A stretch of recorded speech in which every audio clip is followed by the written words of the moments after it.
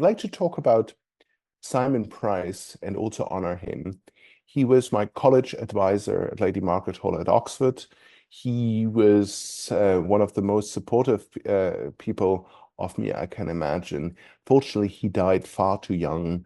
Um, and when I first arrived at Oxford back in 1996, Simon was my college advisor. He was also teaching me in ancient history. He was teaching Aristotle to me in these Oxford one-on-one tutorials, and I was really there admitted for ancient and modern history. But I quickly realized that my real passion there was to study modern history, and I was really worried to tell Simon Price because after all, he was the person who had brought me there.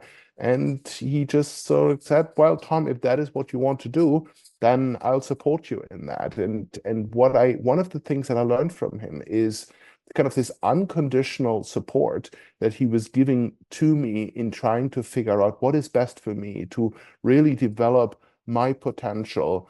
Not that he never wanted to create a mini me version of himself, but that he really wanted to bring out the best in his students and develop his potential.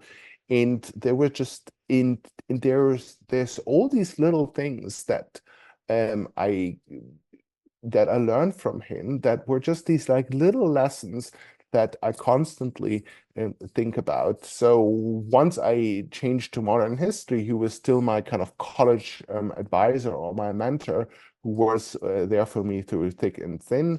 And who, for instance, one of the things that I took away from him is not to micromanage things. I mean, I remember how he was kind of, I was doing something and he was, he had this urge to kind of interfere and tell me how to do it. And then he kind of pulled back and said, no, I shouldn't do this. I should not micromanage. I should try to see how you will approach this problem, how you're going to do this. And that is something that I have tried to do with my own students and have also tried to actually um, do myself in terms of how I approach problems. And another thing that I really learned from him is even if you're a student, don't immediately jump in. Um, Give them a chance to develop their ideas. I was actually sometimes a little bit nervous when I said something and there was this long. First, he didn't say anything, and I first thought I must have said something really stupid. But then I realized no, he was just really thinking about everything that I had said, and to find something nice and positive to say that he could develop, which he would then say, and then he would turn into kind of a smile and make a kind of dry joke.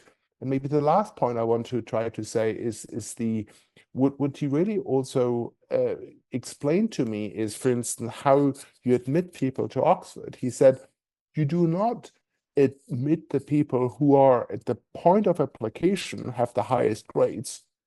But you try to look for pointers in people about their potential, about their talents.